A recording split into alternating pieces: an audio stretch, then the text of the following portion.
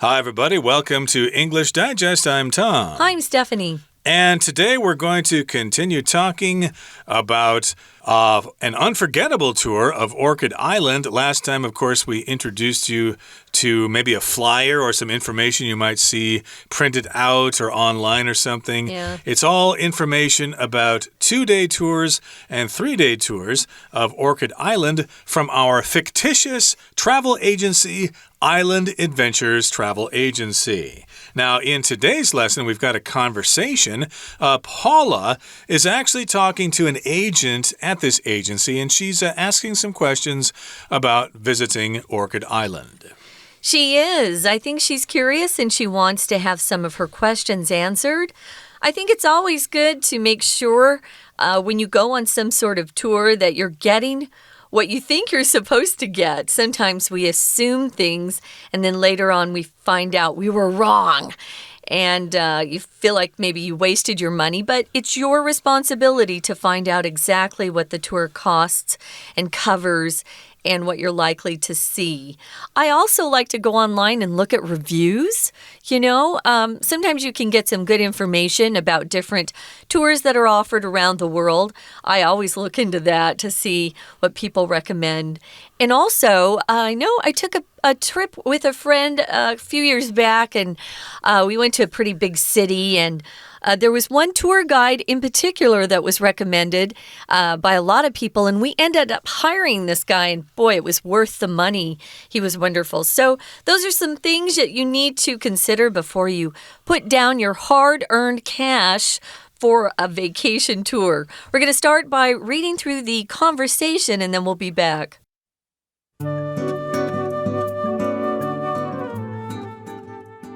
I'm potentially interested in visiting Orchid Island. My friend notified me about your tours. Could you tell me more about accommodation options? Certainly. Our agency cooperates with a variety of B&Bs in the vicinity. You can see a list of them on our website. That's fantastic. Could you clarify your pricing policy for adolescents? I have a 13-year-old son. Children over the age of 12 are charged the same rate as adults. They can share the same room as their parents, but there will be a $500 NT fee. Which tour do you recommend more? The 2- or 3-day tour? I'd opt for the 3-day tour. It includes a tour of traditional underground houses, which would be an unforgettable experience for your family. None of us is currently in possession of a scooter driver's license. Though I have a car driver's license, will this be a problem? Not at all. We've partnered with several car rental agencies who will work with you. Surcharges may apply, but you can pay any fees on site. All right. I'd like to proceed and book the 3-day tour. Sure thing. I'd just like to inform you of our cancellation policy first. There's no fee for cancellations made 31 or more days prior to the tour. For cancellations made fewer than 30 days before the tour, a cancellation fee of 50% will apply. However, we will not accept any cancellations on the date your tour is scheduled to begin. Okay, guys, let's get started. We've got Paula, who is interested in going on a tour, and Vincent, who works for the agency. So she says, I'm potentially interested in visiting Orchid Island. And remember, we're talking about inquiring about an Orchid Island vacation. You might notice right there in the title, we've got a vocabulary word, which I missed when we first started. If you inquire about something, it just means you're asking questions. And here we're using the gerund form. You take inquire, the verb, and you add ing, and that's a gerund, and it turns into a noun. So we're inquiring about an Orchid Island vacation. That's the title. So it's very, very polite if you use that word, that verb, instead of saying, can I ask about this? May I inquire about this tour? It just sounds a little bit formal, but you're more than welcome to use it. I think it's very polite. I'd like to inquire about your rates. So this person, Paula, She says here she's potentially interested in visiting Orchid Island. If somebody is potentially interested, it means they're thinking about it, they're showing an interest.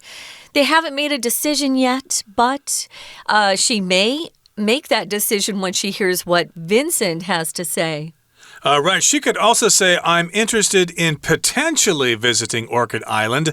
That would be a slightly different meaning there, but more or less the same. I like that better, though. Yeah, actually, that's probably what I would have said. I might be interested in visiting Orchid Island. That's what she originally says here. And, of course, she wants to get more information to decide if she wants to go. And her friend notified her about their tours. So that's what she says about her friend. And if you notify someone about something, you let them know some important information. Usually it is some kind of important information. The doctor notified me that my examination will take place on Monday, so I need to schedule an appointment for my MRI or whatever. In this particular case, her friend told her about their tours. She let me know about those tours, and that's why I'm calling you to get information. So she is talking to somebody who has that sort of information she needs. She says, could you tell me more about accommodation options? When you talk about accommodation or accommodations, we'll often put the S on that word. It just means you're talking about the room that you're going to stay in, that you're going to rent. It could be in a hotel, maybe even a B&B. So accommodations. What are your accommodations like? What are the accommodation options that you have? So what are the choices that you're giving us is what she's asking. Right. Oftentimes accommodation is used in the noun form with an S added to it. Accommodations, like if you're traveling someplace, they might say accommodations are included. You will have a place to stay for 2 or 3 nights or for however long the tour is. So Vincent, of course, agrees to give her the information about accommodation options. I think the reason there's not an S on this accommodation is because it's being used in more of an adjective sort of way. It's describing what kind of options. So accommodation options rather than transportation options, for example. But Tom's right. We almost always say accommodations. Yeah, she could have asked, could you tell me more about accommodations? What kinds of accommodations do you have? Do you have B&Bs? Do you have hotels? Do you have campgrounds or whatever? And Vincent says, certainly, I would be happy to give you information about that. Our agency cooperates with a variety of B&Bs in the vicinity. Now, here in Taiwan, of course, it's very popular to have minsu, and I like that term better. B&B is slightly different in the West, I think, but they're more or less the same. They're like private residences or buildings that people operate, and they're not motels or hotels. They work a little bit differently. They have their own different kinds of rules and accommodations and things like that. Some offer food, some don't, etc. So, yes, indeed, they work together with quite a few B&Bs in the area or in the vicinity, I'm assuming around Taidong City. B&B actually stands for bed and breakfast. That's where that comes from. So a B&B, at least in the States or even Europe, what happens is you stay at someone's a private home that they've furnished for guests, and then when you wake up in the morning, they provide a home-cooked meal, which is kind of nice. And usually there are some other guests that stay in that particular B&B. They might have 1 or 2 more rooms. It might even be bigger than that, 3 or 4 guest rooms that people can rent. And you might have breakfast with people you don't know, but who you quickly make friends with. They're kind of fun that way. So Vincent says you can see a list of our accommodation options on our website, and those are a variety of B&Bs. So Paula says that's fantastic. She's very happy about that. She wants to know if he could clarify the pricing policy for adolescents. She has a 13-year-old son, so an adolescent is someone anywhere from 10 to 16, usually. If you clarify something, you make something clear.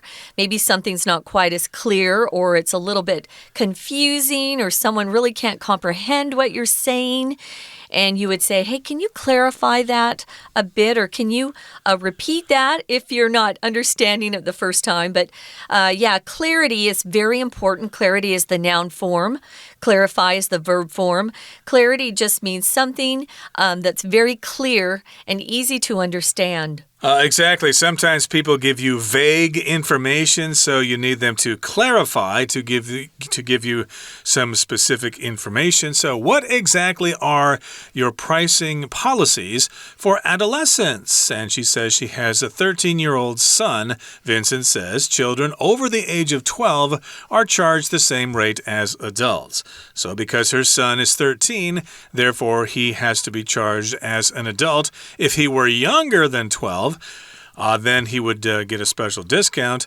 And then Vincent goes on to say they can share the same room as their parents, but there will be a $500 NT fee. So that's clarifying their pricing policy for adolescents. Again, if the student, or if the child rather, shares the room with the parents, well then they can pay $500 NT extra. Maybe they can sleep on the floor or on a cot or something like that. A rollaway, we call those portable beds. Sometimes they can move into a room. So Paula says, which tour do you recommend more? I'm not surprised that Vincent says the 3-day tour because it's more expensive. But if you recommend or want someone to recommend something, you're asking them to suggest something to you based on what they know about that thing. So you're asking for an opinion, some advice, or a suggestion that you could follow. And he says you should opt or choose the 3-day tour. So when you use opt as a verb, you have to opt for something, guys. You can't just say, I'd opt the 3-day tour. That's wrong. You need to opt for something, or just replace that with choose. I'd choose the 3-day tour. You don't need a preposition with choose. He might also say, I'd go with the 3-day tour. I would choose that. That's your best bet. It's your best option. And sometimes we'll say, I'd go for this. It's more casual, more informal. Oh, I'd go for that. Yeah. Yeah, if I were you, I would choose the 3-day tour. I'd opt for that. It includes a tour of traditional underground houses, which would be an unforgettable experience for your family. Yes, when I went to Orchid Island, I just saw them from outside. I didn't get to go inside them, so that would have been pretty cool to see what they look like inside. And again, the 3-day tour includes a tour of an underground house, or maybe other ones, and it would be an unforgettable experience. It's something you could tell your friends and family about for the rest of your life. Cool. I'd sure like to see those, actually. So Paula says none of us is currently in possession of a scooter driver's license. So if you're in possession of something, it means you have that, you own it, you control it. It looks like they have never gone in and taken the scooter driving test. See, they can get the scooter license, the scooter driver's license. I don't have one either, so join the club. She says, will this be a problem? Because that's the way they had advertised transportation around the island. Hey, you just get a scooter and you can get around the island that way. But Vincent says, no, that's not a problem. He says, not at all. We've partnered with several car rental agencies who will work with you. So if you partner with another company, it doesn't mean you merge your businesses together. It just means, hey, you help us out with this and we'll give you some of the profit that we make, or vice versa. So they've actually talked to several car rental agencies in the area who said, oh, if you have guests, send them over to us and, hey, we can give them a discount just because you sent them over. That might be how they work this out. He says surcharges may apply, but you can pay any fees on site. A surcharge is an extra charge on top of what you're paying already. Sometimes if you go to a restaurant with a huge group, especially in the United States, they'll put a surcharge on it, on your bill, that isn't a tip. It's required that you pay an extra 10% or 15%. Because you caused that waiter or waitress to serve and handle a lot of people at the same time. That's a surcharge. Right, so that's a charge for an extra service, but a lot of times you don't even know what that extra service is or that extra feature is in the car. So, yeah, you might get charged for something else there. Be prepared for that, but still, you can pay them there at the rental agency. You can pay on-site. On-site just means there at the rental agency. And Paula says, all right. So she's got the information. She's convinced it's a good deal. And she says, I'd like to proceed and book the 3-day tour. I'd like to go ahead and reserve the 3-day tour for myself, for my son, maybe my husband.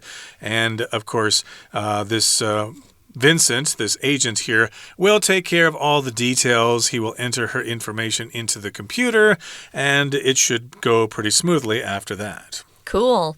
So, he looks like he's got somebody he's just sold a tour to.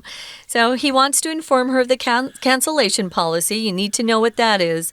Because you never know. Something could happen suddenly in your family that makes a vacation impossible. So you need to know about the cancellation policy. There's no fee if you cancel 31 days or more in advance of the tour. That seems fair. But for cancellations made fewer than 30 days before the tour, you're going to have to pay a fee of 50%. They'll refund you 50% of the tour fee that you paid in advance, but you're not going to get the other 50% back, which is only fair, though. Exactly, and they still have time to find somebody else to take their place, so the agency has a chance to actually make a little money on that. But, of course, they probably prefer people not cancel, and that would be a hassle for everybody. It's always a good idea to make sure you can go on your tour and not cancel it later on. So, indeed, if you go ahead and book the tour, make sure there aren't going to be any problems. And then Vincent, the travel agent, goes on to say, however, we will not accept any cancellations on the date your tour is scheduled to begin. So if you show up on the same day, or if you call and say, I can't make it today, something came up. Sorry, you're out of luck. You can't cancel the tour now. You don't get any money back. You don't get a refund. You're just out of luck. But hopefully you don't have to cancel on the day of the tour because that would be a tragedy for everybody. It sure would be. Okay, guys, we're going to listen to our Chinese teacher who's going to talk to you for a few minutes, and then we'll be back to talk about some of these useful expressions, and we have one discussion question. 大家好，我是派老师。今天讲解的是9月8号多益单元第2天的课程 Unit4 Inquiring about an Orchid Island Vacation。第1天的课程里面，我们看到了兰屿的套装观光行程，而今天的课程里，我们进一步看到，如果和旅行社接洽，可以运用哪些单字、片语和句型？我们先看到这个对话呢，是 Paula 还有 Vincent 之间的对话。Paula 呢有意思想要参加旅行社的行程，而 Vincent 呢则负责回答问题。所以 Paula 一开始就先表达他想要做什么。I'm potentially interested in visiting Orchid Island. 我想去兰屿玩。然后呢，接着往下，在 Paula 呢，她所说的最后一个是以问句结尾。她说 Could you tell me more about accommodation options? 原来 Paula 呢，她一开始就表明她想要特别了解的是兰屿的住宿选择 accommodation options. Accommodation 所指的就是住宿。Vincent 旅行社的人员就回答他说 Our agency cooperates with a variety of B&Bs in the vicinity. 好，请问同学知不知道 B&B 是什么呢？它其实代替2个以 B 开头的单字 bed and breakfast。所以呢，在这样子的民宿，它其实是提供你睡觉的地方，同时也会提供你早餐，所以称为 B&B。那所以后面的这个介系词片语 in the vicinity 要请同学特别注意哦，就在这个区域，在这附近有很多的民宿跟我们都有合作。再来，请同学继续往下看。Paula 听到以后很高兴说 That's fantastic. Could you clarify your pricing policy for adolescents? 原来Paula 是有一个13岁的儿子，所以他想要了解会不会因为年龄收费就有所不同？所以他请他解释，要请别人进一步的说明，我们就可以说 clarify。就什么方面来做解释呢？你们的定价策略有没有不一样？定价的做法有没有不一样 ？Clarify your pricing policy。好，接下来 Vincent 就回答了：12岁以上 ，Children over the age of 12 are charged the same rate。这里就讲得非常的清楚了，12岁以上基本上收费跟大人是一样的 ，They are charged the same rate。这个 rate 呢，所指的呢，就是这个房费其实是一样的。再来，我们请看到 Paula 呢，就请旅行社的 Vincent 做个推荐到底有没有什么样套装行程可以推荐？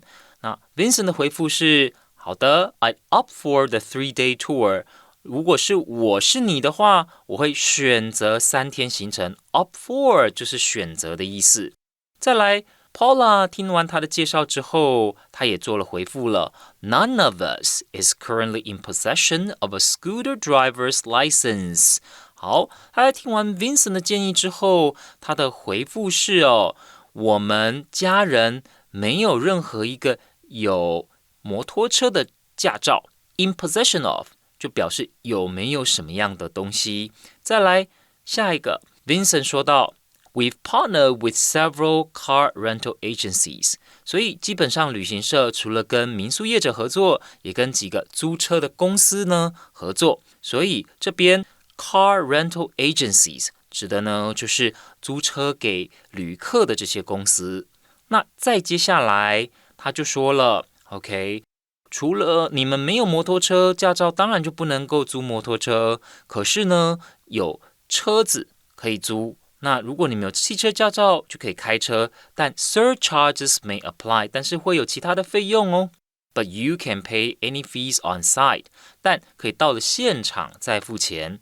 Paula 听了很满意，他就说：好，我有意要参加 ，I like to proceed， 就是我想要进行下一步。那他想干嘛呢？他想要定下这个行程 ，book the 3-day tour。好，最后Vincent 这边他就要跟他讲，好的，如果你准备签约，有几个注意事项，所以我们要告知你，让你知道什么。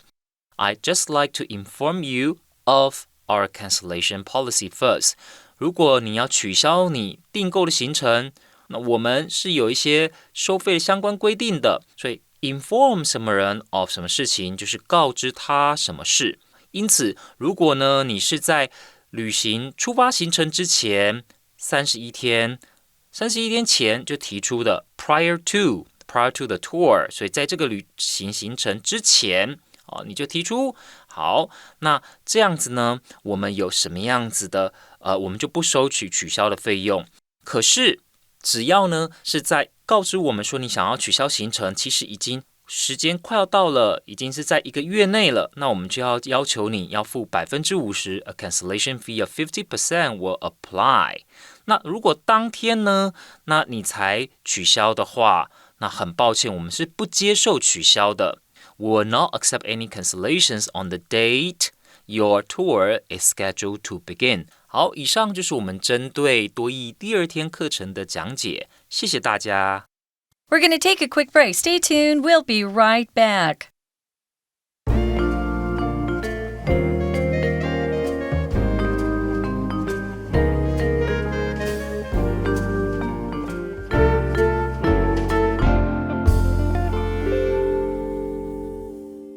Okay, guys, let's take a look at useful expressions. Inquiring about services or asking questions about services that are offered. Here's one. Number 1, how much does it cost to rent a boat for the day? Or what's the price to rent a boat for the day? What's your fee to rent a boat for the day? All of those are okay. And then expect an answer when you ask that question. Exactly. Some places offer boats for rent, like Bitan here in Taipei, but you don't need to rent the boat for the whole day. You just need to have it for an hour or 2 or something like that. But in some places, maybe you need to rent the boat for the entire day. So yeah, what's the rate for renting a boat? How much does it cost to rent a boat for the day? Now, here's the next useful expression you might need if you're inquiring or asking about services. Could you provide a quote for a 3-night stay at your hotel, including the breakfast buffet? So, yeah, could you tell me how much it's going to cost? Could you give me a quote? Oftentimes, when you want some service done, you might ask the person for a quote because they may not know exactly how much it's going to cost, say, to fix your car or something. I know my engine block has got a problem and it needs to be replaced. So, yeah, can you give me a quote about how much is it going to cost to fix my car? In this particular case, they're probably going to know exactly how much it costs for a 3-night stay at the hotel. But yeah, could you give me a quote? Could you give me the price for accommodation and then being able to enjoy the breakfast buffet? Yeah, I would probably use quote for something more like Tom was suggesting, getting your car fixed because sometimes the mechanic doesn't know everything that's wrong with your car. Or maybe you're getting some construction or reconstruction work done in your apartment. I would ask for a quote first and see if you could keep them to that particular quote. Good luck. Number 3, do you offer any additional benefits if I upgrade my membership status? These are used if you have a membership card with any of the hotel chains, perhaps. Or maybe you're upgrading your membership status at one of the stores in the area. We've got a lot of membership cards and memberships that are available now these days. I tend not to go and get memberships at some of these places because they track everything I buy. So I would like to not have membership status at some of these places. But sometimes they will give you additional benefits if you upgrade your membership status. Tom, let me ask you this discussion question. What sites would you include if you were giving a tour of your hometown to someone? My hometown? My goodness, my hometown has a population of about 7,000 people, so there's really not much to see there. But while I should be positive, I guess they could go out and visit the community college, check out the library there. There is a small historical museum in my hometown that might have things of interest. Oh, and then nice. South of town, there's the water treatment plant. If you've never been to a cesspool before, hey, they might offer tours there, although you should be prepared to smell some pretty nasty odors there. How about you? Well, my town's a lot bigger. I'm connected to Phoenix, Arizona. I'm from Mesa. We've got about, I would say, 350, 400,000 people. The first place I'd take him is to a place I've been a lot. It's called Rawhide. It's a ranch. They have terrific food there. You can ride horses if you like that with your kids. They have a singing group that performs. It's owned by a family that actually lives on my street, and they're really talented.